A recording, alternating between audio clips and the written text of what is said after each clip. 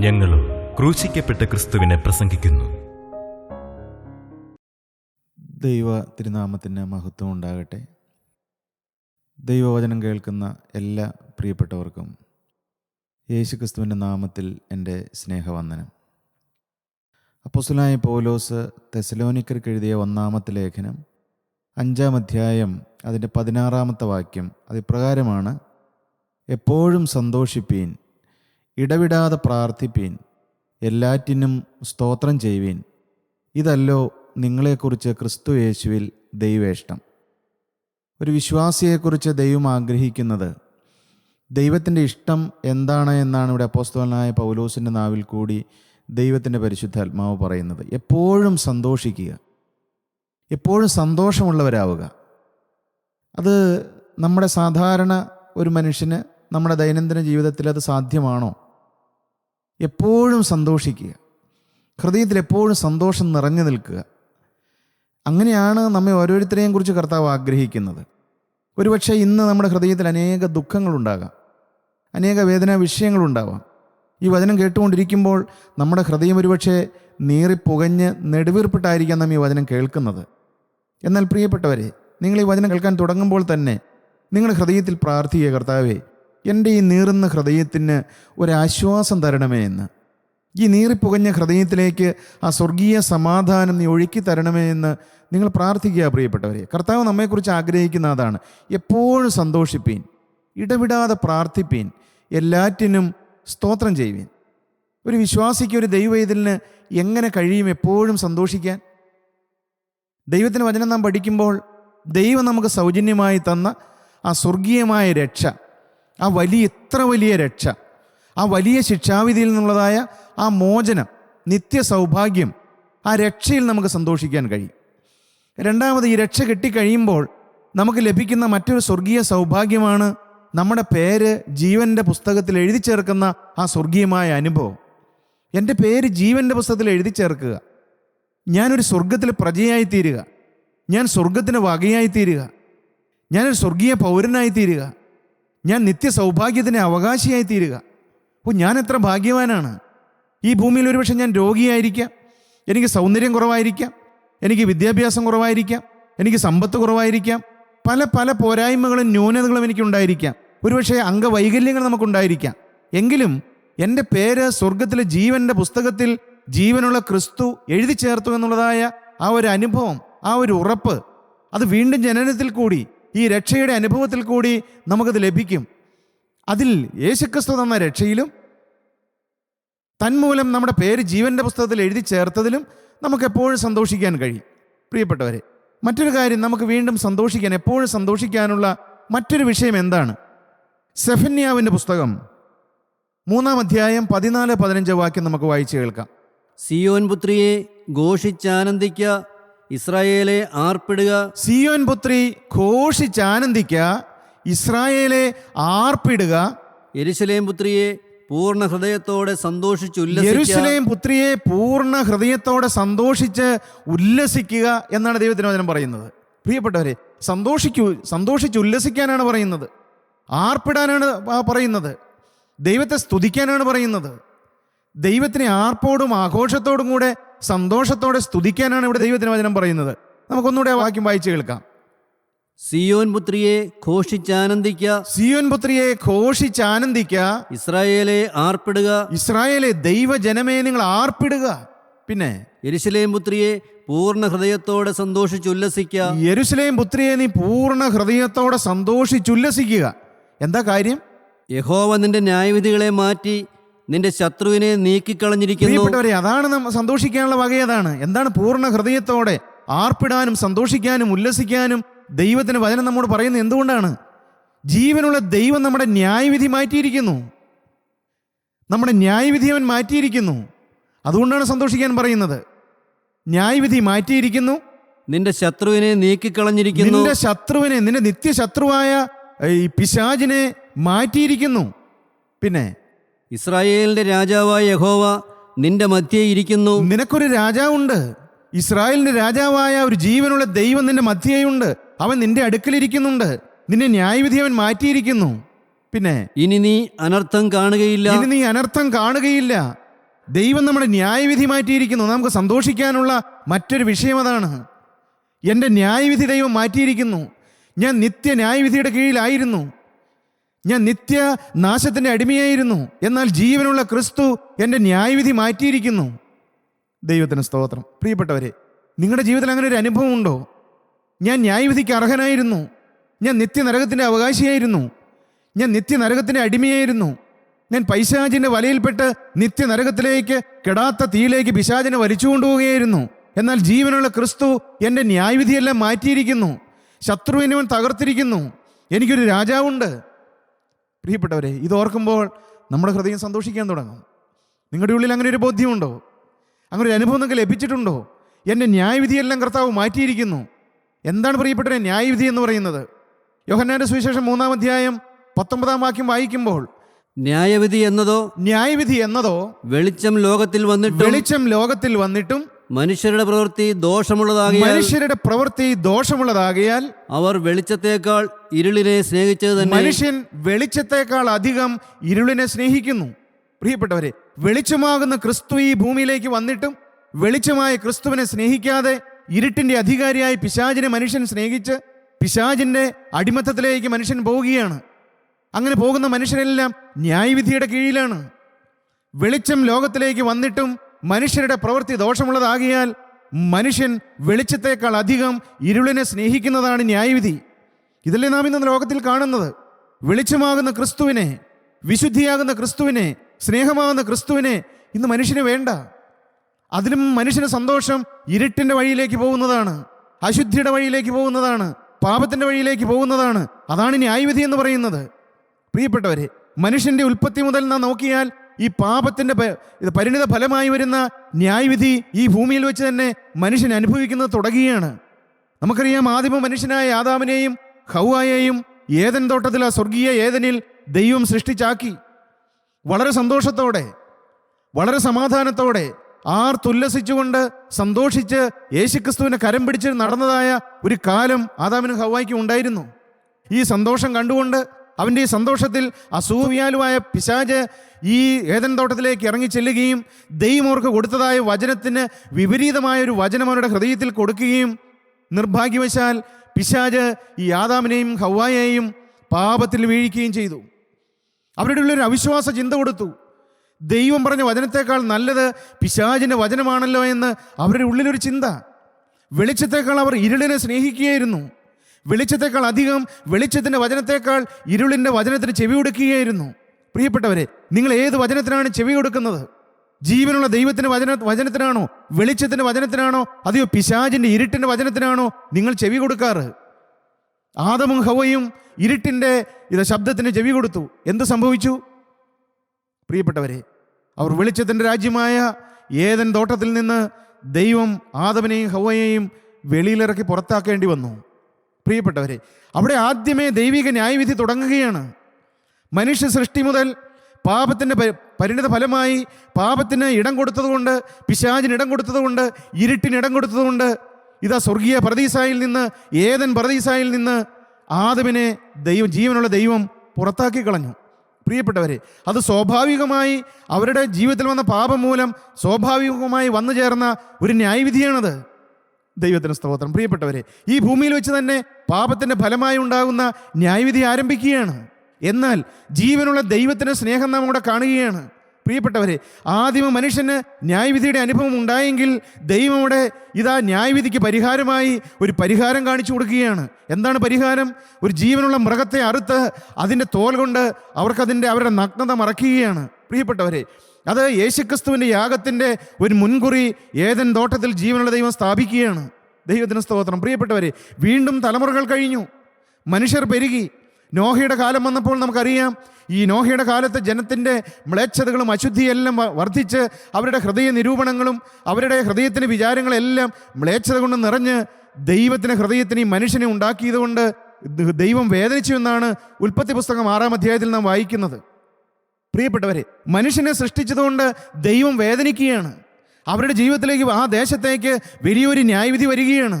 എന്നാൽ ദൈവം മനുഷ്യനെ ന്യായം വിധിച്ച് നിത്യനാശത്തിലേക്ക് തള്ളിയിടുന്നവനല്ല. എന്നാൽ മനുഷ്യൻ ചെയ്ത പാപത്തിൻ്റെ പരിണിത ഫലമായി വരുന്ന, അനിവാര്യമായി വരുന്ന ന്യായവിധിയിലേക്ക് മനുഷ്യൻ ചെന്ന് ചാടുകയാണ്. എന്നാൽ ജീവനുള്ള ദൈവം അവിടെയും ഒരു പരിഹാരം മനുഷ്യന് കാണിച്ചു കൊടുക്കുകയാണ്. എന്താണ് പരിഹാരം? ദൈവം നോഹയെ വിളിച്ച് ഒരു പെട്ടകമുണ്ടാക്കാൻ പറയുകയാണ്. നമുക്ക് ചരിത്രമെല്ലാം അറിയാം പ്രിയപ്പെട്ടവരെ. നോഹ ദൈവത്തിൻ്റെ വചനം അനുസരിച്ച് ദൈവം പറഞ്ഞതുപോലെ നോഹ പെട്ടകമുണ്ടാക്കി. പ്രിയപ്പെട്ടവരെ, ഈ ന്യായവിധിയിൽ നിന്ന് മനുഷ്യന് രക്ഷ നേടാനുള്ള ഒരു മാർഗം ദൈവം മനുഷ്യന് കാണിച്ചു കൊടുക്കുകയാണ്. ഉൽപ്പത്തി പുസ്തകത്തിൽ 3-ാം അധ്യായത്തിൽ ആദിമ മനുഷ്യനായ ആദാമിനോട് ദൈവം പറഞ്ഞു, സ്ത്രീയുടെ സന്തതി സർപ്പത്തിൻ്റെ തല ചതയ്ക്കുമെന്ന്, നിനക്കൊരു നല്ല ഭാവിയുണ്ട് എന്ന്, നിന്റെ ഈ പാപത്തിന് പരിഹാരം വരുമെന്ന് ഒരു വാഗ്ദത്തം ഇത് ആദിമ മനുഷ്യനായ ആദാമിനും ഹവ്വായ്ക്കും ദൈവം കൊടുക്കുകയാണ്. പ്രിയപ്പെട്ടവരെ, ദൈവം മനുഷ്യനെ ശിക്ഷിച്ച് നാശത്തിലേക്ക് തള്ളിയിടുന്നവനല്ല, ന്യായവിധിയിലേക്ക് തള്ളിയിടുന്നവനല്ല ദൈവം. മനുഷ്യൻ്റെ ജീവിതത്തിൽ വരുന്ന പാപത്തിൻ്റെ ഫലമായി വരുന്നതായ അനിവാര്യമായ ഫലമാണ് ന്യായവിധി എന്ന് പറയുന്നത്. പ്രിയപ്പെട്ടവരെ, ഇവിടെയും നോഹയുടെ കാലത്തും മനുഷ്യൻ നശിക്കാതിരിക്കുന്നതിന് വേണ്ടി ദൈവം ഒരു പരിഹാരം കാണിച്ചു കൊടുത്തു, ഒരു പെട്ടകം. അതും ജീവനുള്ള ക്രിസ്തുവിൻ്റെ ഒരു നിഴലാണ് ഈ പെട്ടകം എന്ന് പറയുന്നത്.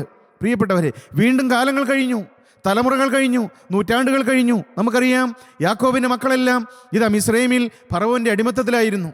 അവർ ഫറവോൻ്റെ അടിമത്തത്തിൽ നിന്ന് ദൈവം അവരെ മോശ മുഖാന്തരം വിടുവിച്ചു. അവർ ചെങ്കടലിൽ കൂടി നടന്നു പോവുകയാണ്. പ്രിയപ്പെട്ടവരെ, അവർക്ക് സ്വർഗത്തിൽ നിന്ന് മന്ന പൊഴിച്ചു കൊടുക്കുന്നുണ്ട്.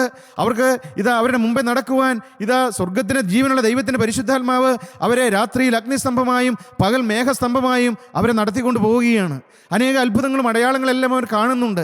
എന്നാൽ സംഖ്യാപുസ്തകം 21-ാം അധ്യായത്തിലേക്ക് വരുമ്പോൾ അവർ ദൈവത്തിനും മോശയ്ക്കും വിപരീതമായി അവർ സംസാരിക്കുകയാണ്, അവർ പിറുപിറുക്കുകയാണ്, അവർ മത്സരിക്കുകയാണ്. ഞങ്ങൾ എന്തിനാണ് മിസ്രൈമിൽ നിന്ന് കൊണ്ടുവന്നത്? ഇവിടെ വെള്ളമില്ല, ഇവിടെ അപ്പമില്ല, ഞങ്ങൾക്ക് ആഹാരമില്ല, ഞങ്ങൾ അവിടെ കിടന്ന് മരിച്ചിരുന്നുവെങ്കിൽ നല്ലതായിരുന്നു എന്നാണ് ഇസ്രായേൽ മക്കൾ പറയുന്നത്.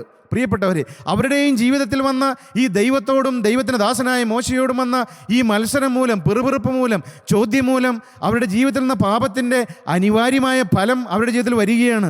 അഗ്നി സർപ്പങ്ങൾ വന്ന് അനേകരെ ഈ ഇസ്രായേൽ മക്കളെ കടിച്ച് അവർ മരിച്ചു വീഴുകയാണ്. പ്രിയപ്പെട്ടവരെ, അവിടെയും പാപത്തിൻ്റെ ഒരു ന്യായവിധി നാം കാണുകയാണ്. എന്നാൽ ജീവനുള്ള ദൈവം ഇതാ ദൈവത്തിൻ്റെ സന്നിധിയിൽ മധ്യസ്ഥൻ എന്ന മോശ ദൈവത്തോട് പ്രാർത്ഥിച്ചപ്പോൾ ദൈവം അവിടെയും ഒരു പരിഹാരം കാണിച്ചു കൊടുക്കുകയാണ്. പ്രിയപ്പെട്ടവരെ, എന്താണ് മോശയോട് പറഞ്ഞത്? ദൈവം പറഞ്ഞു, നീ നിങ്ങളുടെ പാളയത്തിൽ ഒരു പിച്ചള കൊണ്ട് ഒരു സർപ്പത്തെ ഉണ്ടാക്കി നീ ഒരു കൊടിമരത്തിന്മേൽ നാട്ടുക.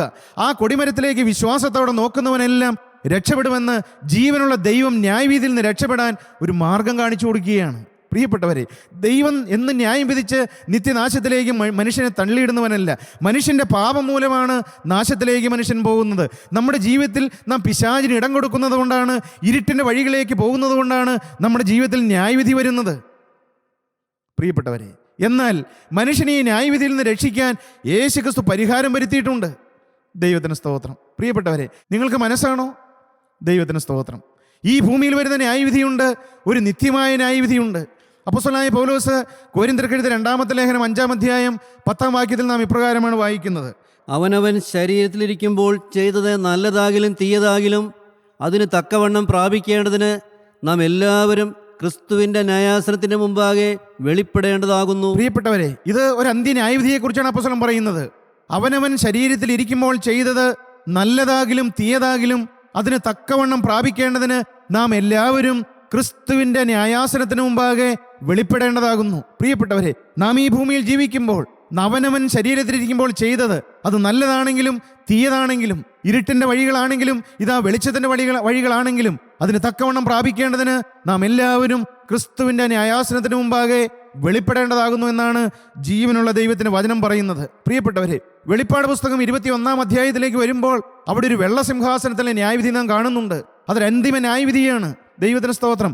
ഇപ്പോൾ ഈ ഭൂമിയിൽ ഇരിക്കുമ്പോൾ ഒരുപക്ഷെ പാപത്തിന് തക്കതായ ഒരു ന്യായവിധി ലഭിച്ചില്ല എന്ന് വന്നേക്കാം, ലഭിച്ചു എന്നും വന്നേക്കാം. എന്നാൽ പ്രിയപ്പെട്ടവരെ, ഒരിക്കലും ഈ ന്യായവിധിയിൽ നിന്ന് നമുക്ക് ഒളിച്ചോടാൻ കഴിയുകയില്ല. ഒരു അന്ത്യ ന്യായവിധിയുണ്ട്. വെളിപ്പാട് പുസ്തകം 21-ാം അധ്യായം അതിൻ്റെ 10 മുതലുള്ളതായ വാക്യം നമുക്ക് വായിച്ചു കേൾക്കാം. 11 മുതലുള്ളതായ വാക്യം: ഞാൻ വലിയൊരു വെള്ള സിംഹാസനവും അതിലൊരുത്തൻ ഇരിക്കുന്നതും കണ്ടു. ഇവിടെ അപ്പോസ്തലനായ യോഹന്നാൻ പത്മോസിൽ കർത്തൃസേവ നിമിത്തം ഏകനായി നാടുകടത്തപ്പെട്ടവനായി കഴിയുകയാണ്. ആത്മവിവശതയിൽ ഇനി സംഭവിക്കാനുള്ള കാര്യങ്ങൾ ദൈവത്തിൻ്റെ പരിശുദ്ധാത്മാവ് അപ്പോസ്തലനായ യോഹന്നാനെ കാണിച്ചു കൊടുക്കുകയാണ്. അപ്പോസ്തലൻ കാണുന്ന ദർശനം ഇതാണ്: ഒരു വലിയ വെള്ള സിംഹാസനം അപ്പോസ്തലൻ കാണുകയാണ്. അതിലൊരുത്തൻ ഇരിക്കുന്നതും കണ്ടു. ഈ വെള്ള സിംഹാസനത്തിൽ ഒരു ജീവനുള്ള ദൈവം ഇരിക്കുന്നത് യോഹന്നാൻ കാണുകയാണ്. അവന്റെ സന്നിധിയിൽ നിന്ന് ഭൂമിയും ആകാശവും ഓടിപ്പോയി. ഈ സിംഹാസനത്തിൽ ഇരിക്കുന്ന ജീവനുള്ള ദൈവത്തിന്റെ മുമ്പിൽ നിന്ന് ഇത് ആകാശവും ഭൂമിയും ഓടിപ്പോയി. അവയെ പിന്നെ കണ്ടില്ല. അവയെ പിന്നെ യോഹന്നാൻ ശ്ലീഹ കണ്ടില്ല. മരിച്ചവർ ആബാലവൃദ്ധം, മരിച്ചവർ ആബാലവൃദ്ധം, ബാലൻ മുതൽ വൃദ്ധൻ വരെ സിംഹാസനത്തിന് മുമ്പിൽ നിൽക്കുന്നത് ഈ കണ്ടു. വെള്ള സിംഹാസനത്തിന് മുമ്പിൽ നിൽക്കുന്നതായിട്ട് യോഹന്നാൻ കാണുകയാണ്. പ്രിയപ്പെട്ടവരെ, ഈ വെള്ള സിംഹാസനത്തിന് മുൻപിൽ, ഈ അന്തിമ ന്യായവിധിയുടെ മുമ്പിൽ നമ്മൾ ഓരോരുത്തരും ചെന്ന് നിൽക്കേണ്ടി വരും. പ്രിയപ്പെട്ടവരെ, ഈ ബോധ്യം നിങ്ങളുടെ ഉള്ളിലുണ്ടോ? ഒരു ന്യായവിധി ഉണ്ടോ എന്ന് നിങ്ങൾ ചിന്തിക്കുന്നുണ്ടോ? അതെയോ ഇന്ന് ദൈവത്തെ മറന്ന്, ദൈവവചനത്തെ മറന്ന്, ദൈവ സ്നേഹത്തെ മറന്ന്, ദൈവവിശ്വാസം മറന്ന് ഈ ലോകത്തിന്റെ ഇരുട്ടിന്റെ വഴികളിൽ ജീവിക്കുന്ന ഒരു മനുഷ്യനാണോ സഹോദരാ നീ? എന്നാൽ ഇന്ന് ഈ വചനം കേട്ടുകൊണ്ടിരിക്കുമ്പോൾ നീ ഒരു കാര്യം ചിന്തിക്കുക, നീ ഒരു കാര്യം വിശ്വസിക്കുക. ഒരു നിത്യമായ ന്യായവിധിയുണ്ട്. ആ ന്യായവിധിയിൽ ഞാൻ ചെന്ന് നിൽക്കേണ്ടി വരും. ആബാലവൃദ്ധം എല്ലാവരും ഈ വെള്ള സിംഹാസനത്തിന് മുമ്പിൽ നിൽക്കേണ്ടി വരും. പ്രിയപ്പെട്ടവരെ, അതിൽ ആർക്കും ഒഴിവില്ല. ബാലൻ മുതൽ വൃദ്ധൻ വരെ, ഈ ഭൂമിയിൽ ജനിച്ച് മരിച്ച് കടന്നുപോയ ഏതൊരു മനുഷ്യനും ഈ വെള്ള സിംഹാസനത്തിന് മുമ്പിൽ നിൽക്കേണ്ടി വരും. ആ ഒരു ബോധ്യം നമ്മുടെ ഉള്ളിലുണ്ടോ? ദൈവത്തിന് സ്തോത്രം. പിന്നെ എന്താണ് യോഹന്നാൻ കാണുന്നത്? പുസ്തകങ്ങൾ തുറന്നു. ഇതാ ഒരു പുസ്തകങ്ങൾ തുറക്കുകയാണ്. പുസ്തകങ്ങൾ എന്താണ്? ഈ പുസ്തകങ്ങൾ ഓർമ്മയുടെ പുസ്തകം എന്ന് പറയുന്ന ഒരു സ്മരണയുടെ പുസ്തകമുണ്ട്. ഓർമ്മയുടെ പുസ്തകം. പിന്നെ മറ്റൊരു പുസ്തകമുണ്ട്, അത് ജീവന്റെ പുസ്തകമാണ്. പ്രിയപ്പെട്ടവരെ, ഓർമ്മയുടെ പുസ്തകത്തിൽ നാം ഈ ഭൂമിയിൽ ജീവിച്ചിരിക്കുന്ന കാലത്ത് നമ്മുടെ ജീവിതത്തിൽ സംഭവിച്ചു പോയ പാപങ്ങളെല്ലാം എഴുതി വയ്ക്കുന്ന ഒരു പുസ്തകമാണ് സ്മരണയുടെ പുസ്തകം, അല്ലെങ്കിൽ ഓർമ്മയുടെ പുസ്തകം എന്ന് പറയുന്നത്. പ്രിയപ്പെട്ടവരെ, ഒരുപക്ഷെ നാം വേറെ ആരും കണ്ടില്ലായിരിക്കാം, വേറെ ആരും അറിഞ്ഞില്ലായിരിക്കാം. രഹസ്യത്തിൽ ഇരുട്ടിന്റെ മറയിൽ നാം ചെയ്തതായ സകല പാപങ്ങളും ആ പുസ്തകത്തിൽ എഴുതി വെച്ചിട്ടുണ്ട്. പ്രിയപ്പെട്ടവരെ, ഓർമ്മയുടെ പുസ്തകത്തിൽ എല്ലാം റെക്കോർഡറാണ്. അത് ഓട്ടോമാറ്റിക് റെക്കോർഡറാണ്. വേറെ ആരും റെക്കമെൻഡ് ചെയ്യേണ്ട. സ്വർഗത്തിൽ ജീവനുള്ള ദൈവം, സകലവും ശോധന ചെയ്യുന്ന ദൈവം, അന്തരിന്ദ്രിയങ്ങളെ ശോധന ചെയ്യുന്ന ദൈവം എൻ്റെ ജീവിതത്തിൽ വന്നതായ പ്രവൃത്തിയിലും ചിന്തയിലും വാക്കിലും മനോഭാവത്തിലും എല്ലാം വന്നതായ സകലവും ഓർമ്മയുടെ പുസ്തകത്തിൽ രേഖപ്പെടുത്തി വെച്ചിട്ടുണ്ട്. നാം ഭയത്തോടെ ജീവിക്കേണ്ടതല്ലേ? ഇതാര് തിരിച്ചറിയുന്നുണ്ട്? എൻ്റെ ജീവിതത്തിൽ വരുന്ന ചിന്തകൾ, എൻ്റെ മനോഭാവങ്ങൾ, എൻ്റെ ആഗ്രഹങ്ങൾ, എൻ്റെ പ്രതികരണങ്ങൾ, എൻ്റെ പ്രവൃത്തികൾ, എൻ്റെ സ്വപ്നങ്ങൾ, എൻ്റെ ആഗ്രഹങ്ങൾ, ഇതെല്ലാം രേഖപ്പെടുത്തി വെച്ചിട്ടുണ്ട്. പ്രിയപ്പെട്ടവരെ, അത് നല്ലതാണെങ്കിലും തീയതാണെങ്കിലും. ദൈവത്തിന് സ്തോത്രം. പ്രിയപ്പെട്ടവരെ, നിങ്ങൾ ചിന്തിക്കാറുണ്ടോ? നിങ്ങൾ ദൈവത്തോട് ചോദിക്കാറുണ്ടോ? ഓർമ്മയുടെ പുസ്തകത്തിൽ നിന്ന് എല്ലാം കഴുകി മേടിക്കണം. പ്രിയപ്പെട്ടവർ, ഈ ഭൂമിയിൽ നിന്ന് കണ്ണടഞ്ഞ് മരണമൊഴിയായി മാറ്റപ്പെടുന്നതിന് മുൻപ് ഈ ഓർമ്മയുടെ പുസ്തകത്തിൽ എഴുതി വച്ചിരിക്കുന്നതെല്ലാം മാഞ്ഞു കിട്ടുന്നതായ ഒരു സ്വർഗീയ അനുഭവമുണ്ട്. നിങ്ങളതിനു വേണ്ടി ദാഹിക്കണം, നിങ്ങളതിനു വേണ്ടി കൊതിക്കണം. എങ്ങനെയാണിത് മായ്ച്ചു തരുന്നത്? പ്രിയപ്പെട്ടവരെ, ഞാൻ തിരിച്ചറിയണം, ഈ ദൈവത്തിന് വചനം കേട്ടുകൊണ്ടിരിക്കുമ്പോൾ നിങ്ങൾ ആത്മാർത്ഥമായിട്ട് ദൈവത്തോട് പ്രാർത്ഥിക്കണം. കർത്താവേ, എൻ്റെ പേരിൽ ഓർമ്മയുടെ പുസ്തകത്തിൽ അവിടുന്ന് എഴുതി വെച്ചിരിക്കുന്നതെല്ലാം എനിക്കുമൊന്ന് ബോധ്യമാക്കി തരണമേ, എനിക്കുമൊന്ന് മനസ്സിലാക്കി തരണമേ. അതിനോടെല്ലാം യാത്ര പറയാൻ എനിക്ക് മനസ്സാണ് കർത്താവേ. പ്രിയപ്പെട്ടവരെ, നിങ്ങളുടെ ജീവിതത്തിൽ ചെറുതും വലുതുമായ, രഹസ്യവും പരസ്യവുമായ എല്ലാ കാര്യങ്ങളും നിങ്ങൾ ദൈവസന്നിധിയിൽ അനുതാപത്തോടെ ഏറ്റുപറഞ്ഞ് ഉപേക്ഷിക്കണം. മേലിൽ ഇത് വരില്ല എന്ന് നിങ്ങൾ ദൈവസന്നിധിയിൽ തീരുമാനമെടുക്കണം. യേശുക്രിസ്തുവിന്റെ ക്രൂശിൽ നിങ്ങൾ ആശ്രയിക്കണം. യേശുക്രിസ്തുവിന്റെ ക്രൂശിൽ ചൊരിഞ്ഞ തിരുരക്തത്തിൽ നിങ്ങൾ വിശ്വസിക്കണം. യേശുക്രിസ്തുവിന്റെ കാൽവറിയിലെ ബലിയിൽ നിങ്ങൾ വിശ്വസിക്കണം. നിങ്ങളുടെ പാപത്തിൻ്റെ പരിഹാരത്തിന് വേണ്ടിയിട്ടാണ് യേശു ഒരു ഊനമില്ലാത്ത കുഞ്ഞാടായി അറുക്കപ്പെട്ടതെന്നും അവൻ്റെ തിരുരക്തം കൊണ്ട് എൻ്റെ പാപത്തിന് പരിഹാരമുണ്ടായെന്നും നിങ്ങൾ വിശ്വസിച്ചുകൊണ്ട് നിങ്ങളുടെ ഹൃദയം നിങ്ങൾ യേശുക്രിസ്തുവിന് വേണ്ടി തുറന്നു കൊടുത്താൽ നിങ്ങളുടെ പാപങ്ങളെല്ലാം ഓർമ്മയുടെ പുസ്തകത്തിൽ യേശുക്രിസ്തുവിൻ്റെ രക്തം മായ്ച്ചു തരും.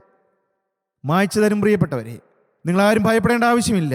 ഏതെല്ലാം ഗൗരവമേറിയ പാപം സംഭവിച്ചാലും, എത്ര മാരകമായ പാപം സംഭവിച്ചാലും എല്ലാം കഴുകിത്തരുവാൻ ഒരു ഊനമില്ലാത്ത കുഞ്ഞാടിൻ്റെ തിരുരക്തമുണ്ട്. അതാണ് സുവിശേഷം എന്ന് പറയുന്നത്. അതാണ് നമ്മുടെ സന്തോഷ വാർത്ത എന്ന് പറയുന്നത്. നമ്മുടെ ന്യായവിധി മാറ്റിത്തരുന്ന ഒരു ജീവനുള്ള ക്രിസ്തുവുണ്ട്. എങ്ങനെയാണ് ഈ ന്യായവിധി മാറുന്നത്? ദൈവത്തിന് സ്തോത്രം. യോഹന്നാന്റെ സുവിശേഷം 3-ാം അധ്യായം 16 മുതലുള്ളതായ വാക്യം നമുക്ക് വായിച്ച് കേൾക്കാം.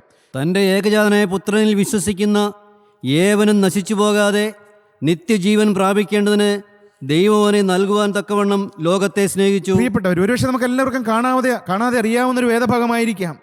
ഇവിടെ ദൈവത്തിന് വചനം പറയുകയാണ്, തൻ്റെ ഏകജാതനായ പുത്രനിൽ വിശ്വസിക്കുന്ന ഏവനും നശിച്ചു പോകാതെ നിത്യജീവൻ പ്രാപിക്കേണ്ടതിന് ദൈവം അവനെ നൽകുവാൻ തക്കവണ്ണം ലോകത്തെ സ്നേഹിച്ചുവെന്ന്. അടുത്ത വാക്യം എന്താ? 17-ാമത്തെ വാക്യം. ദൈവം തന്റെ പുത്രനെ ലോകത്തിൽ അയച്ചത്, പിതാവായ ദൈവം തന്റെ പുത്രനായ കർത്താവായ യേശുക്രിസ്തുവിനെ ഈ ലോകത്തിലേക്ക് അയച്ചത് ലോകത്തെ വിധിപ്പാനല്ല, ലോകത്തെ ന്യായം വിധിപ്പാനല്ല, പിന്നെയോ ലോകം അവനാൽ രക്ഷിക്കപ്പെടുവാനത്രേ. ഈ ലോകത്തിലെ മനുഷ്യൻ ക്രിസ്തുവിന്റെ കാൽവറിയിലെ യാഗം മൂലം രക്ഷിക്കപ്പെടുവാനാണ് പിതാവായ ദൈവം യേശുക്രിസ്തുവിനെ കാൽവറിയിൽ തകർത്ത് കളഞ്ഞത്. നമ്മെ ന്യായം വിധിക്കാനല്ല, നമ്മുടെ ന്യായവിധി ഒഴിവാക്കാൻ വേണ്ടിയിട്ടാണ് യേശുക്രിസ്തു ഈ ഭൂമിയിലേക്ക് വന്നത് പ്രിയപ്പെട്ടവരെ. അതുകൊണ്ട് ഇനി ദൈവത്തിൻ്റെ വചനം കേൾക്കുന്ന നിങ്ങൾക്കേവർക്കും എപ്പേർപ്പെട്ടവർക്കും ന്യായവിധിയിൽ നിന്ന് മോചനമുണ്ട്. ന്യായവിധി ഒഴിവായി കിട്ടും. ദൈവത്തിന് സ്തോത്രം. പ്രിയപ്പെട്ടവരെ, എന്താ നാം വായിച്ചത്? 17-ാമത്തെ വാക്യം ഒന്നുകൂടെ വായിക്കാം. ദൈവം തന്റെ പുത്രനെ ലോകത്തിൽ അയച്ചത്, ദൈവം തന്റെ പുത്രനെ ലോകത്തിൽ അയച്ചത് ലോകത്തെ വിധിപ്പാനല്ല, ലോകത്തെ വിധിപ്പാനല്ല, ലോകം അവനാൽ രക്ഷിക്കപ്പെടുവാനത്രേ. ലോകം അവനാൽ രക്ഷിക്കപ്പെടുവാനത്രേ. അടുത്ത വാക്യം. അവനിൽ വിശ്വസിക്കുന്നവന് ന്യായവിധിയില്ല. പ്രിയപ്പെട്ടവരെ, അവനിൽ വിശ്വസിക്കുന്നവര്, ഈ അവൻ എന്ന് പറയുന്നത് ആരാണ്? കർത്താവായ യേശുക്രിസ്തുവിൽ വിശ്വസിക്കുന്നവന് ന്യായവിധിയില്ല. ന്യായവിധി ഇല്ല എന്നാണ് ദൈവത്തിന് വചനം പറയുന്നത്. യേശുക്രിസ്തുവിൽ വിശ്വസിക്കുന്നവന് ന്യായവിധിയില്ല. പിന്നെ വിശ്വസിക്കാത്തവന് ദൈവത്തിന്റെ ഏകജാതനായ പുത്രന്റെ നാമത്തിൽ വിശ്വസിക്കായികയാൽ ന്യായവിധി വന്നു കഴിഞ്ഞു. പ്രിയപ്പെട്ടവരെ, നമുക്ക് വേണ്ടി ഇതാ കാൽവറിയിൽ യാഗമായി തീർന്ന ന്യായവിധിയെല്ലാം ഏറ്റുവാങ്ങിയ ഒരു ജീവനുള്ള ക്രിസ്തു ഉണ്ട്. അവൻ നമ്മുടെ ന്യായവിധി മാറ്റിക്കഴിഞ്ഞു. അവൻ നമുക്ക് വേണ്ടി ന്യായവിധി ഒഴിവാക്കി കഴിഞ്ഞു. ദൈവത്തിന് സ്തോത്രം. അപ്പോസ്തലനായ പത്രോസ് തൻ്റെ 1-ാമത്തെ ലേഖനം 2-ാം അധ്യായം 24-ാമത്തെ വാക്യത്തിൽ പറയുന്നു, നാം പാപം സംബന്ധിച്ച് മരിച്ച് നീതിക്ക് ജീവിക്കേണ്ടതിന് അവൻ തൻ്റെ ശരീരത്തിൽ നമ്മുടെ പാപങ്ങളെ ചുമന്നുകൊണ്ട് ക്രൂശിന്മേൽ കയറി. അവൻ്റെ അടിപ്പിണരുകളാൽ നമുക്ക് സൗഖ്യം വന്നിരിക്കുന്നു. പ്രിയപ്പെട്ടവരെ, യേശുക്രിസ്തു കാൽവറിയിൽ മരിച്ചതുകൊണ്ട്, യേശുക്രിസ്തു കാൽവറിയിൽ യാഗമായി തീർന്നതുകൊണ്ട്, യേശുക്രിസ്തു കാൽവറിയിൽ അടിയേറ്റതുകൊണ്ട്, യേശുക്രിസ്തുവിൻ്റെ ചങ്ക് കാൽവറിയിൽ കുന്തത്താൽ തുറക്കപ്പെട്ടതുകൊണ്ട്, യേശുവിൻ്റെ ശിരസിൽ മുൾമുടി ഏറ്റതുകൊണ്ട്, യേശുവിൻ്റെ പുറം ഒഴിവുചാല് പോലെ കീറിയതുകൊണ്ട്, പ്രിയപ്പെട്ട സഹോദര, നിന്റെ ന്യായവിധി യേശുക്രിസ്തു ഒഴിവാക്കി തന്നു. നീ അവനിൽ വിശ്വസിക്കുമോ? നീ അവൻ്റെ കാൽവറിയിലെ യാഗത്തിൽ വിശ്വസിക്കുമോ? നീ യേശുക്രിസ്തുവിൻ്റെ പരമയാഗത്തിൽ വിശ്വസിച്ചുകൊണ്ട് നീ അവന് വേണ്ടി നിന്റെ ജീവിതം സമർപ്പിക്കുമോ? പാപ വഴികളോട് യാത്ര പറഞ്ഞ് ഇന്ന് നിന്റെ ജീവിതം ക്രിസ്തുവിന് വേണ്ടി ഒരു വിശുദ്ധനായി ജീവിക്കുമെന്ന് ഈ ക്രൂശിൽ മരിച്ച ക്രിസ്തുവിൻ്റെ പാദപീഠം കെട്ടിപ്പിടിച്ചുകൊണ്ട് നീ ഒരു തീരുമാനം എടുത്തു കഴിഞ്ഞാൽ, ആ തീരുമാനപ്രകാരം നീ ജീവിച്ചു കഴിഞ്ഞാൽ, നിന്റെ ന്യായവിധി ഇന്ന് ഈ വചനം കേട്ടുകൊണ്ടിരിക്കുമ്പോൾ സ്വർഗ്ഗം നിനക്ക് ഒഴിവാക്കി തരും. അപ്പോസ്തലനായ പൗലോസ് കൊരിന്ത്യർക്ക് എഴുതിയ 2-ാമത്തെ ലേഖനം 5-ാം അധ്യായം 21-ാമത്തെ വാക്യത്തിൽ ഇപ്രകാരം അപ്പോസ്തലൻ പറയുന്നുണ്ട്, നാം പാപം സംബന്ധിച്ച് മരിച്ച് പാപം അറിയാത്തവനെ നാം അവനിൽ ദൈവത്തിന് നീതിയാകേണ്ടതിന് അവൻ നമുക്ക് വേണ്ടി പാപമാക്കിയെന്നാണ് അപ്പോസ്തലനായ പൗലോസ് പറയുന്നത്. പാപം അറിയാത്തവനെ നാം അവനിൽ ദൈവത്തിന് നീതിയാകേണ്ടതിന് അവൻ നമുക്ക് വേണ്ടി പാപമാക്കി. പ്രിയപ്പെട്ടവരെ, കർത്താവായ യേശുക്രിസ്തു അവൻ ഊനമില്ലാത്ത കുഞ്ഞാടാണ്. യോഹന്നാൻ സ്നാപകൻ യേശുക്രിസ്തുവിനെ കുറിച്ച് പറഞ്ഞു, ഇതാ ലോകത്തിൻ്റെ പാപത്തെ ചുമന്നൊഴിക്കുന്ന ദൈവത്തിൻ്റെ കുഞ്ഞാടെന്ന്. പാപമില്ലാത്ത ഊനമില്ലാത്ത കുഞ്ഞാടാകുന്ന യേശുക്രിസ്തു നമുക്ക് വേണ്ടി പാപമാക്കി. പ്രിയപ്പെട്ടവരെ, അങ്ങനെയാണ് നമ്മുടെ ന്യായവിധി മാറിയത്. നാം എന്തെങ്കിലും ചെയ്തത് കൊണ്ടല്ല, നാം എന്തെങ്കിലും പ്രവർത്തിച്ചത് കൊണ്ടല്ല, നാം എന്തെങ്കിലും നല്ലതുപോലെ ജീവിച്ചത് കൊണ്ടല്ല, നാം ചെയ്ത് രക്ഷപ്പെടുകയല്ല, നാം എന്തെങ്കിലും ചെയ്തല്ല നമ്മുടെ ന്യായവിധി മാറിയത്. എന്നാൽ നമുക്ക് വേണ്ടി നമ്മുടെ ന്യായവിധിയെല്ലാം ഏറ്റവനായ ഒരു ദൈവമുണ്ട്. പാപം അറിയാത്തവനെ നാം അവനിൽ ദൈവത്തിന് നീതിയാകേണ്ടതിന് അവൻ നമുക്ക് വേണ്ടി പാപമാക്കിയെന്നാണ് ദൈവത്തിൻ്റെ വചനം.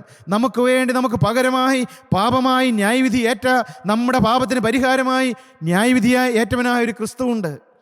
ഈ കാഴ്ച യേശുക്രിസ്തു ജനിക്കുന്നതിന് മുൻപ് 750 വർഷം മുമ്പ് യെശയ്യാ പ്രവാചകൻ ഈ ദർശനം കാണുകയുണ്ടായി. അത് മുൻകൂട്ടി ഈ യെശയ്യാ പ്രവാചകൻ പ്രസ്താവിക്കുകയുണ്ടായി. യെശയ്യാ പ്രവാചന പുസ്തകം 53-ാം അധ്യായം 4-5 വാക്യങ്ങൾ നമുക്കൊന്ന് വായിച്ച് കേൾക്കാം. സാക്ഷാൽ നമ്മുടെ രോഗങ്ങളെ അവൻ വഹിച്ചു, നമ്മുടെ വേദനകളെ അവൻ ചുമന്നു. നാമോ ദൈവം അവനെ ശിക്ഷിച്ചും അടിച്ചും ദണ്ഡിപ്പിച്ചും ഇരിക്കുന്നുവെന്ന് വിചാരിച്ചു. പ്രിയപ്പെട്ടവരെ, നമ്മുടെ ന്യായവിധി എങ്ങനെയാണ് മാറുന്നത്? നമ്മുടെ ന്യായവിധി മാറാനുള്ള വഴിയാണ് ദൈവത്തിന് വചനം പറയുന്നത്. സാക്ഷാൽ നമ്മുടെ രോഗങ്ങളെ അവൻ വഹിച്ചു, നമ്മുടെ വേദനകളെ അവൻ ചുമന്നു. പിന്നെ നാമോ ദൈവം അവനെ ശിക്ഷിച്ചും. നാം ചിന്തിച്ചത് എന്താണ്? പൊതുവായിട്ട് മനുഷ്യൻ ചിന്തിക്കുന്നതാണ് ദൈവം അവനെ ശിക്ഷിച്ചും അവനെ ദണ്ഡിപ്പിച്ചും ഇരിക്കുന്നതാണ് മനുഷ്യൻ ചിന്തിക്കുന്നത്. എന്നാൽ പ്രിയപ്പെട്ടവരെ, അങ്ങനെയല്ല. നമ്മുടെ പാപത്തിന് വേണ്ടിയിട്ടാണ് യേശു മരിച്ചത്. വീണ്ടും താഴോട്ട് വായിക്കാം. എന്നാൽ അവൻ നമ്മുടെ അതിക്രമങ്ങൾ നിമിത്തം യേശുക്രിസ്തു നമ്മുടെ അതിക്രമങ്ങൾ നിമിത്തം മുറിവേറ്റും നമ്മുടെ അകൃത്യങ്ങൾ നിമിത്തം തകർന്നുമിരിക്കുന്നു. നമ്മുടെ അകൃത്യങ്ങൾ നിമിത്തം യേശുക്രിസ്തു തകർന്നു. പ്രിയപ്പെട്ടവരെ, എൻ്റെ പാപത്തിന് പരിഹാരമായി യേശു മുറിവേറ്റു. എൻ്റെ അകൃത്യത്തിന് പരിഹാരമായി യേശുക്രിസ്തു തകർക്കപ്പെട്ടു. അവൻ പാപം ചെയ്തിട്ടല്ല, അവൻ അശുദ്ധിയിലേക്ക് പോയിട്ടല്ല, അവൻ പാപം തീണ്ടാത്ത ഊനമില്ലാത്ത കുഞ്ഞാടാണ്. എന്നാൽ എന്നെ ന്യായവിധിയിൽ നിന്ന് മോചിപ്പിക്കുവാൻ, എനിക്ക് നിത്യജീവൻ തരുവാൻ, എനിക്ക് രക്ഷ തരുവാൻ, എന്നെ നിത്യ സൗഭാഗ്യത്തിലേക്ക് ചേർക്കുവാൻ, എന്നെ ഈ പ്രകാശത്തിൻ്റെ രാജ്യത്തിലേക്ക് കൊണ്ടുവരുവാൻ, എനിക്കൊരു സൗഭാഗ്യ ജീവിതം തരുവാൻ, എനിക്ക് സന്തോഷമുള്ളൊരു ഹൃദയം തരുവാൻ യേശുക്രിസ്തു എനിക്ക് വേണ്ടി തകർക്കപ്പെട്ടു. യേശുക്രിസ്തു എനിക്ക് വേണ്ടി മുറിവേറ്റു. യേശുക്രിസ്തു എനിക്ക് വേണ്ടി പിതാവിൻ്റെ സന്നിധിയിൽ നിന്ന് കൈവിടപ്പെട്ടവനായി എനിക്ക് വേണ്ടി ഒരു ശാപഗ്രസ്തനെ പോലെ ക്രൂശിൽ മരിച്ചു. നിങ്ങൾ ആ ക്രൂശിലേക്ക് നോക്കുമോ പ്രിയപ്പെട്ടവരെ? എൻ്റെ ന്യായവിധി ഒഴിവാക്കുവാൻ, എനിക്ക് സന്തോഷം തരുവാൻ, എനിക്ക് നിത്യജീവൻ തരുവാൻ, എൻ്റെ ശാപങ്ങൾ മാറ്റുവാൻ, എൻ്റെ നിത്യനിന്ദ മാറ്റുവാൻ, എൻ്റെ നിത്യനരകം മാറ്റുവാൻ, എൻ്റെ നിത്യമായ ശിക്ഷാവിധി മാറ്റുവാൻ യേശു എനിക്ക് വേണ്ടി ശിക്ഷയേറ്റു. യേശു എനിക്ക് വേണ്ടി അടിയേറ്റു. യേശു എനിക്ക് വേണ്ടി തുപ്പലേറ്റു. യേശു എനിക്ക് വേണ്ടി നിന്നയേറ്റു. യേശു എനിക്ക് വേണ്ടി പിതാവിനാൽ കൈവിടപ്പെട്ടു. നിങ്ങൾ ആ ക്രൂശിലേക്ക് ഒരു നിമിഷം നോക്കുമോ? ഒരു നിമിഷം നമ്മുടെ കണ്ണുകളെ അടയ്ക്കുക. നിങ്ങൾ ആരെല്ലാം യേശുവിൻ്റെ ക്രൂശിലേക്ക് നോക്കുന്നുണ്ട്? യേശു ക്രിസ്തുവിൻ്റെ പരമയാഗത്തിൽ നിങ്ങൾ ആരെല്ലാം വിശ്വസിക്കുന്നുണ്ട്? എനിക്ക് വേണ്ടിയാണ് യേശു ക്രൂശിൽ മരിച്ചതെന്ന് നിങ്ങൾ ആരെല്ലാം വിശ്വസിക്കുന്നുണ്ട് പ്രിയപ്പെട്ടവരെ? നിങ്ങൾ ഒരു നിമിഷം ആ ക്രൂശിലേക്ക് നോക്കിയാൽ ഇതാ പാപമില്ലാത്ത ഊനമില്ലാത്ത കുഞ്ഞാടാകുന്ന യേശു ക്രിസ്തു മൂന്നാണിമേൽ തൂങ്ങിക്കിടക്കുകയാണ്. അവൻ പാപം ചെയ്തിട്ടില്ല. എന്നാൽ എൻ്റെ ശിക്ഷാവിധി, എൻ്റെ പാപം, എൻ്റെ രോഗം, എൻ്റെ ശാപം ഇതെല്ലാം ഏറ്റുവാങ്ങിക്കൊണ്ട് അവനിതാ ക്രൂശിൽ മരിച്ചു കിടക്കുന്നു. അവനിതാ നിന്ദിക്കപ്പെട്ടവനായി കിടക്കുന്നു. നിങ്ങൾ ബാക്കിയെല്ലാം നിങ്ങൾ മറക്കുക പ്രിയപ്പെട്ടവരെ. യേശുവിൻ്റെ ക്രൂശിലേക്ക് നോക്കുക. യേശു നിങ്ങളുടെ മുഖത്തേക്ക് നോക്കുന്നുണ്ട്. ക്രൂശിൽ കിടന്നുകൊണ്ട് സ്നേഹത്തോടെ നിങ്ങളുടെ നേരെ നോക്കുന്നുണ്ട്. നിങ്ങൾ ആ മുഖത്തേക്കൊന്ന് നോക്കുമോ? നിങ്ങൾ യേശുവിൻ്റെ ചങ്കിലേക്കൊന്ന് നോക്കുമോ? യേശുവിൻ്റെ കൈകാലുകളിലേക്ക് നോക്കുമോ? ആ തിരുമുറിവിൽ നിന്ന്, ആ തിരുശരീരത്തിൽ നിന്ന്, പഞ്ചമുറിവുകളിൽ നിന്ന് ഒഴുകി വരുന്ന യേശു ക്രിസ്തുവിൻ്റെ തിരുരക്തത്തെ നിങ്ങളൊന്ന് ആശ്രയിക്കുമോ? ആ തിരുരക്തമാണ് നിങ്ങൾക്ക് ന്യായവിധി മാറ്റിത്തരുന്നത്. ആ തിരുരക്തമാണ് നിങ്ങൾക്ക് ശിക്ഷാവിധി മാറ്റിത്തരുന്നത്. റോമാലേഖനം 8-ാം അധ്യായം 1-ാം വാക്യത്തിൽ അപ്പോസ്തലനായ പൗലോസ് പറഞ്ഞു, ഇപ്പോൾ ക്രിസ്തു യേശുവിലുള്ളവർക്ക് ഒരു ശിക്ഷാവിധിയുമില്ല എന്ന്. നിങ്ങൾക്ക് ശിക്ഷാവിധി മാറണമോ പ്രിയപ്പെട്ടവരെ? ക്രൂശിൽ മരിച്ചു കിടക്കുന്ന, ഇന്ന് ഉയർത്തെഴുന്നേറ്റ് ജീവിക്കുന്ന പാപിയുടെ രക്ഷകനും വീണ്ടെടുപ്പുകാരനുമായ യേശുവിൻ നിങ്ങൾ വിശ്വസിക്കുക. യേശുവിനെ ഹൃദയത്തിലേക്ക് സ്വീകരിക്കുക. ഇപ്പോൾ ആരെല്ലാം ഹൃദയം താഴ്ത്തുന്നുണ്ട്, ആരെല്ലാം പാപത്തോട് യാത്ര പറയുന്നുണ്ട്, ആരെല്ലാം ജീവിതം സമർപ്പിക്കുന്നുണ്ട്, ഇന്നു മുതൽ എനിക്ക് വേണ്ടി മരിച്ച യേശു ക്രിസ്തുവിൻ്റെ ഒരു അടിമയായി ജീവിക്കുമെന്ന് ആരെല്ലാം ഹൃദയത്തിൽ തീരുമാനം എടുക്കുന്നുണ്ട്, നിങ്ങൾ തീരുമാനിക്കുക, നിങ്ങൾ സമർപ്പിക്കുക, നിങ്ങളുടെ ഹൃദയം തുറക്കുക, പാപത്തോട് യാത്ര പറയുക, ഒരു വിശുദ്ധ ജീവിതത്തിന് വേണ്ടി നിങ്ങളെ തന്നെ ക്രൂശിന് ചുവട്ടിൽ സമർപ്പിക്കുക. നമുക്ക് പ്രാർത്ഥിക്കാം. സ്നേഹവാനായ ഞങ്ങളുടെ സ്വർഗീയ പിതാവേ, ഞങ്ങളുടെ ശിക്ഷാവിധി മാറ്റുവാൻ അവിടുന്ന് ക്രൂശിൽ ശിക്ഷയേറ്റതിനായി ഞങ്ങൾ നിന്നെ സ്തുതിക്കുന്നു. ഞങ്ങൾക്ക് രക്ഷ തരുവാൻ അവിടുന്ന് ശിക്ഷയേറ്റതിനായി ഞങ്ങൾ നിന്നെ സ്തുതിക്കുന്നു. ഞങ്ങൾക്ക് സ്വർഗീയ സൗഭാഗ്യം തരുവാൻ, സ്വർഗീയ സൗഭാഗ്യം വെടിഞ്ഞ് ഈ കാൽവറിയിൽ അവിടുന്ന് മൂന്നാണിമേൽ തൂങ്ങി മരിച്ചതിനായി ഞങ്ങൾ നിന്നെ സ്തുതിക്കുന്നു. ഞങ്ങൾക്ക് വേണ്ടി അവിടെ നിന്ന് ഉയർത്തെഴുന്നേറ്റ് ജീവിക്കുന്നതിനായി ഞങ്ങൾ നിന്നെ സ്തുതിക്കുന്നു. ഈ വചനം കേട്ട മക്കളെല്ലാം അവിടുന്ന് അനുഗ്രഹിക്കണമേ. നിത്യജീവൻ്റെ സൗഭാഗ്യം അവർക്ക് നൽകണമേ. രക്ഷയുടെ സന്തോഷം അവർക്ക് നൽകണമേ. ഇവരുടെ പേര് ജീവൻ്റെ പുസ്തകത്തിൽ എഴുതി ചേർക്കണമേ. ശിക്ഷാവിധി മാറ്റിക്കൊടുക്കണമേ. സന്തോഷം കൊണ്ട് ഇവരെ നിറയ്ക്കണമേ. എപ്പോഴും സന്തോഷിക്കുവാനുള്ള വക ഞങ്ങൾക്ക് തരണമേ. അവിടെ നിങ്ങളെ അനുഗ്രഹിച്ചതിനായി സ്തോത്രം. ക്രിസ്തുയേശുവിൻ്റെ വലിയ നാമത്തിൽ അടിയങ്ങളുടെ എളിയ പ്രാർത്ഥന കേൾക്കണം പിതാവേ. ആമേൻ.